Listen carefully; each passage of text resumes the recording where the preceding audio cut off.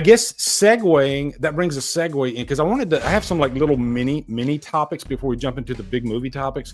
I want to talk about music for a little bit. Sleep Right. Token. I don't know if you guys are into Sleep Token. I'll get your feedback here in a second, and I want to know more about you guys music wise too, actually. But Sleep Token is the first band since I've discovered Tool. I discovered Tool back in early 90s. I haven't had a band affect me like Tool since Sleep Token. It's pretty crazy how, it's almost like checkpoints in your life. I think if you're a musician and you're really into music, there's always like certain bands that they're almost like checkpoints in your life. And you just, Silverchair, that's another band that I'm really into. Dream Theater, I'm into them. But Tool is still like the freaking, like nothing can top Tool for me. That's just my band.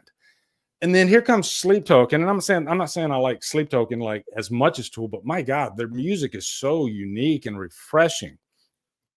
They released this new song called Caramel, and I don't want to like overstate things, but it's almost like saving rock in terms of the Billboard and the charts and all this stuff. Because really, if you look at like Spotify top 20, the Billboard top 20 singles, rock's just not in there anymore. It's not what it used to be. Yeah, we have the concerts and the festivals, and I think that's what keeps rock going. And it's usually these 20-year-old, 30-year-old acts that are keeping rock alive. Yeah, there's some newer stuff in there, 10 years, but then here comes Sleep Token, and this new song, because it is kind of sad sounding at the beginning, and I kind of tied it to Levi. And I'm like listening to the song, and Levi's in my mind literally dying in front of me the first time I hear the song Caramel by Sleep Token. So that song is forever tied to Levi, even though the words have nothing to do with Levi, because of, I guess, the vibe and the tone of the song. It just makes me think of Levi. So now it's hard for me to listen to the damn song without getting sad about Levi. It's crazy. So, Davey, I know you're a musician, aren't you? That I am. Yeah, I spent so much of music is my main passion. That's, it's just so difficult to talk about it on YouTube, and, you can't really share it. So if it were easier to do that, I'd be doing that on YouTube. But movies and film are like my secondary love. But yeah, music from a very young age was something that affected me pretty profoundly. I started playing guitar when I was about like 9 or 10 years old, and then started my first band when I was 13 up in Alaska. I grew up listening to a lot of like punk rock. Green Day broke when I was in 7th grade in 94. And then once Green Day broke, I was hanging out with the skater kids in Juneau, and they showed me NoFX, Face to Face, Bad Religion, Pennywise, like that kind of stuff. So I fell deep for 90s skate punk. And I'm always thankful for where I grew up, because even though it was a very isolated place, I don't know if I would have found punk rock or found horror the way that I did if I grew up in the city. I might be like a little more mainstream, kind of run of the mill. I like certain things in like the pop world, but usually I give the pop world kind of a side eye because it just seems so commercial and manipulative a little bit. So I guess like, punk just kind of hit me in the sweet spot. And so I checked out that song today, that Sleep Token song. Yeah. And it's interesting because I don't really know those guys at all. So some of the song kind of reminds me, it's got like this, 80s like synth pop feel, but then they go into like the brutal kind of metal side of everything as well. So I'm not super familiar with the band, but I totally get what you're saying about even if it's just like 1 or 2 lines of lyrics from a song, even if the other lyrics don't really connect to a situation, sometimes it can just like conjure up those emotions, make you think of somebody, make you think of a situation. For me, there are albums I listen to that like take me back to an exact like, oh my gosh, I was like 20 years old and it was the winter when I got into Nothing Feels Good by The Promise Ring. And I can like smell the air. It's to me something that's profoundly important. I'll never be able to let go of my love for music. Sometimes I can probably come off a little snobby about it, but I swear that I'm not. I'm just very, very opinionated. Well, it's really cool to have a deep cut type of band that you never like. For me, it's like Shotgun Messiah. Like nobody ever talks about Shotgun Messiah. So anytime somebody brings up Shotgun Messiah, I like freak out. I'm like, oh my God, another Shotgun Messiah fan. It's insane to me.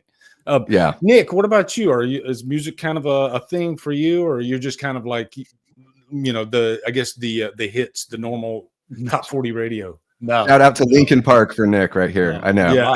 I'm not a top 40s radio person. No, yeah. I haven't really broadcasted it much on, if at all, on my YouTube channel or Instagram really. But yeah, I was in choir all throughout school. In high school, my teacher, she made me take a solo every concert we did. Like I had to. She wouldn't let me not. So you do sound like you have a singing voice.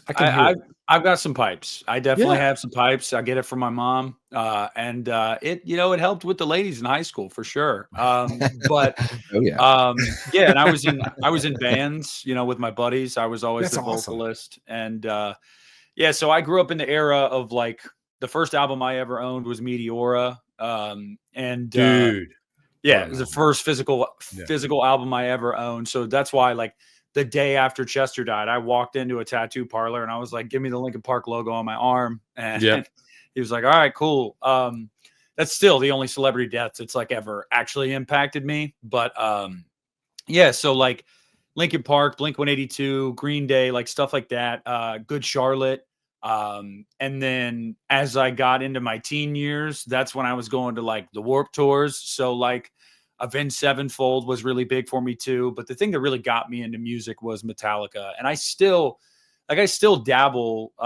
Obviously, I mean, when you're a singer, like you still sing like, in the shower, in my car, like, yeah, sure. My buddy Phil has a degree in music design and production and whatever. And, he's always like, hey, let's get together, man. Like, let's just do some stuff. And, it's just my antisocial nature that we haven't. But yeah, it's always been a really big part of my life. And I actually haven't been to a concert since right before COVID. So because that was one thing we lost for like 2 years, and I just haven't gone back out and done it. But yeah, man, I was the kid in high school I was definitely wearing the skinny jeans and the band t-shirts, and I had the long hair, and like I was going to Warped Tour, and some bands from Warped Tour have stuck with me. But like Davey said, it's like albums for me. Like when I talk about there's albums that I'm just like, this album just means like so much. It's like, I love the band, of course, because if you love an album of theirs, you probably love that band. But like there's specific albums where I'm like, this moment in my life was, I just think back to that. And it was formative albums. I'm sure we all have them. I remember like a year or so ago, there was this thing that I was seeing on social media, like, oh, share like 4 albums that describe you or whatever. And that was easy for me. I was like, oh, these fucking 4, dude. Like, and some people would be like, dude, what? But like, if you go through my music history on my phone, just it's all over the place. It is all over the place. Same. I mean, the very first 2 albums I got when I want to say maybe 10, something like that. For Christmas, very first 2 albums, Condition Critical by Quiet Riot, Prince, Purple Rain. And that pretty much defines me as because you couldn't get farther apart as far as 2 different types of music. But that's me. I'm a massive Prince fan. I'm a massive Michael Jackson fan, but I'm also a massive rock and metal fan. I'm right there with you. Yeah. Prince, the cool thing. So some of the best artists like just do whatever the hell they want. Like you look at a band like Queen, or you look at somebody like Prince. Other than saying they're like it's popular music, you can't really like pin down a genre. They just do whatever the hell they want, and that's why they stand the test of time. I see Jamie shouting out High Infidelity by REO Speedwagon. That record is a friggin' banger. There's not a bad track on there. REO has become one of my favorite bands within the last like 10 years or so. But I'm right there with you guys, like kind of all over the place. I always tell people punk rock and metal are like my bread and butter. But I mean, I'm a musician. I've recorded bands, all that kind of like, I love it all. As long as it's good, I don't fucking care what genre it is. Yeah. Just I mean, good. my most recent albums that I've listened, or artists, just when I'm going right here, I'm just scrolling. So like Simple Plan, Attack, 21 Savage, but only because of the song Spiral from Spiral. I just like that song. I don't know. I'm not really a big rap fan. 303. Like it's just kind of all over the place. And I was actually cool because I mean, you guys are older than me, but like, I'm sure you remember when 303 was like a big deal in like the late 2000s when they had those radio hit songs that were all over the place. Everybody knew them. And I was at work the other day and there's a guy my age and he was like, I didn't even know they were still making music. I was like, dude, yeah. And I was like, you want to listen to their new album? He's like, sure. So it's really cool when you get to do that too. Like, oh yeah, you didn't know these people from 15 years ago still make music. Here's what you've missed. So that's cool too. But yeah, a quick little antidote, because you were talking about, you're showing somebody 303 and you got excited. I was coming back from deployment and it's a long flight. And this was back when you had the CD players too, the Discman. And I had my stack of CDs and I'm listening to a Dream Theater album. I was really into Dream Theater. And one of my military buddies, he didn't have anything to listen to. He's like, hey, man, what do you got? And I was like, here, try this Dream Theater. He's like, who's this? I've never heard of them. Okay. And so about an hour later, he comes back to me and he was like, dude, do you have any more of that? He was like, and he had never heard of Dream Theater. And I love when you can like turn people on to that. But this is a good segue, though, into why I talked about Sleep Token, because I was scrolling like the Facebook. And Sleep Token, they're like all over Facebook. For some, I don't know how it makes it to Facebook, but you're talking thousands of comments and people talking about the new single. And I've come to the conclusion that Sleep Token is the Halloween Ends of music, because there are so many triggered dudes that it's all dudes too, by the way.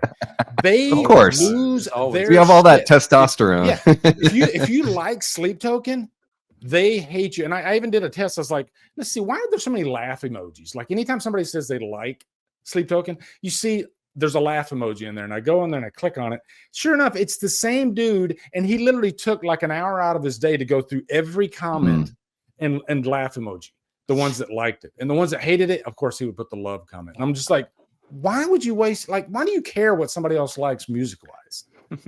It's like Jerry Seinfeld says, who are these people? It's just like, where's the person that has the time? It's like to be a troll about, I mean, especially about art. Like, I totally get it. When it comes to politics or religion, people can act all cultish and weird. But when it comes to like opinions on art, it's just like, oh my God, it's art. Like, this is what you're spending your time on, is berating somebody just because they like something that you don't understand. And guess what? Like, what I've come to find is like, it doesn't matter whether or not I understand it. If people like it, cool, good for them. I don't have to like it, nor do I have to understand why anyone likes it. I can just back the fuck off and mind my own business and like my shit. It's also crazy because music is probably the most personal form of art, whether that's from whoever wrote it and then to the listener. Like, songs, we have songs, dude, that like, I'm sure all of us have songs that like you wouldn't broadcast publicly, like, I adore this song, but it's like you heard it at the right time and the right moment. The content of that song, the lyrical content just spoke to you. So it's like, I think it's weird to gatekeep that shit or to like look down your nose on anybody for what they listen to. Like, I mean, unpopular opinion, guys, I've ever since he like, hit puberty, like 2013, I've actually kind of been a Bieber fan, not gonna lie. So like, you're not gonna see me all over the place just being like, oh my God, but like ever since, because he's my age. So I guess when I was younger, I was like, screw you, dude. Like, you're 13 and you're rich and I'm in school. But like, once I grew up and he grew up, I was like, I'll give this stuff a chance. And I don't know. So yeah, it's just weird. That's weird. But like you said, dude, people that have time to do that, they got deeper problems, buddy. Yeah. Well, hello there. You just watched an outrageous clip from the Hit the Bricks podcast. I really hope you enjoyed that clip. If you want to see more clips, you can click here or you can click here. And you can just have yourself a ball, all right? And also follow the Hit the Bricks podcast on Spotify as well. Thank you, guys. Have a wonderful day.